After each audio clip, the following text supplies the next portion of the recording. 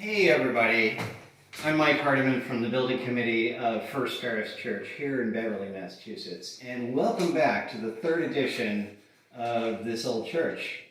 We're here at the same spot that I was in last time, the kitchen, the new kitchenette in the front part of the church here at First Parish. I want to point out a couple of things. First of all, as Jay pans around the room, you can see our new cabinetry has been installed. Fabulous maple cabinetry with shelves, adjustable shelves on the inside with wire pulls. As well, we have a new countertop, and we should point out this is an ADA compliant countertop, so it's a couple inches lower than the normal countertop. And it's got a sink. There's no drain in the sink yet, so don't put anything down there. And when you do put something down there, make sure it's not coffee grounds, because that is a no-no. We're not going to be doing that anymore. Okay, moving on. One of the cool things about this kitchenette is the fact that we have old wainscoting that you're going to see repeated around the front part of the church here. And that's been preserved. What was a full-height window up to the ceiling of the sanctuary is now cut off but protected by a nice piece of wood trim up there in the sky. And the other thing that's going on here is we have lower cabinet doors that fully pull out, so this will provide amazing amounts of storage space. We have room for a full height and full width refrigerator. And I want to point out these pocket doors, which are custom fabricated for the space and really fabulous. Here I am again. Here are the pocket doors. They're really terrific. And the other thing that's going on is, you know, in the old buildings, of course, there's old trim. So what we've done is to replicate the width of that trim around the opening. And you'll see the original trim when we go out into the sanctuary and take a look at the previous, the existing doors there. We've left the kitchen, and I'm now in the entry gallery, and I think we really want to take our hats off to Carr Enterprises, because here's an example of just how much love and effort they've put into this job. I'm looking at the subfloor. Over 1,000 nails and 3 buckets of glue were used to make this floor the way it is today in preparation for this bright and cheerful room.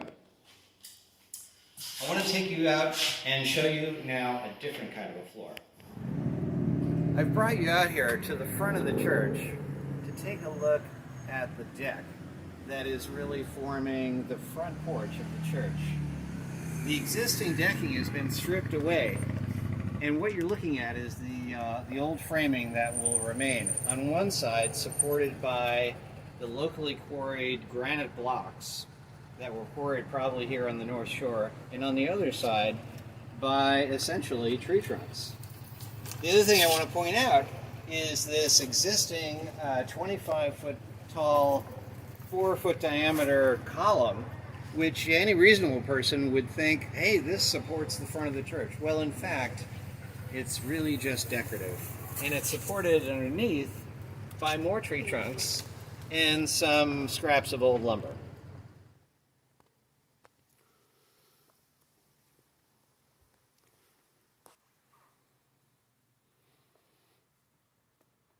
We're back out here in the sanctuary, where a lot of thought has gone into knitting the old fabric of the church with what we've just created, the new part.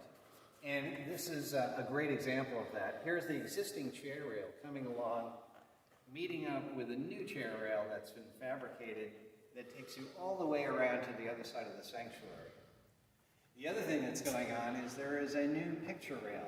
The crown molding, where the overhang is, doesn't sit right up in the corner. There's a little gap enabling us to fit picture hanging hardware up at the top. All these were custom fabricated by Carr. And the other terrific thing is that here's the pattern for the original trim around all of the doors. That same trim has been replicated around the door to the minister's office.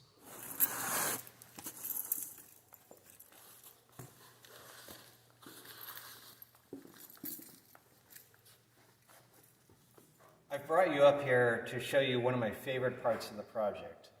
This railing is a work in progress. The base of the rail is done. We're looking for the top part of the rail now that'll come on shortly. The pieces are all here, and we're looking forward to seeing what it's going to look like when it's all done. We're here in the elevator area. Last time we were here and we looked at the elevator shaft, it was just a very clean gypsum board enclosure. Now a lot of work's been done. The white pieces are the brackets that hold the rails, and the rails are the vertical black items. And if you pan down, you can see the hydraulics that will power the elevator, enabling it to go up and down. There's a chain that's connected to a screw eye at the top, which is helping move all the pieces around in their proper place, and that'll stay here. The next thing that's going to happen is the cab will be assembled, and it'll be put in the space. And now I'm here in the elevator machine room.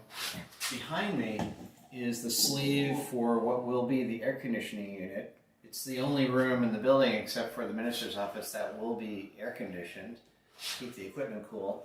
And this is the brain of the elevator sitting here on the floor. It's being wired up now, and you can't see it, but I'm looking at the new on and off switches that are here in the space. We're back down in Hale Hall, looking at the spot where all of the elevator bits and pieces are being stored temporarily before they go in the hole. So we've got panels here. We've got a frame that's going to make up the cab of the elevator. These are mechanical pieces. And over here, we've got the walls of the actual cab. And I just want to show you, lastly, the rails, the brackets, and the hydraulic pieces here down in the elevator pit. Just like all of the pieces of the elevator have to go into the elevator shaft, our task as church members is to take all of this stuff and redistribute it in the proper place in the church where it needs to end up. That's about it for this time, and we'll see you on the next episode of This Old Church.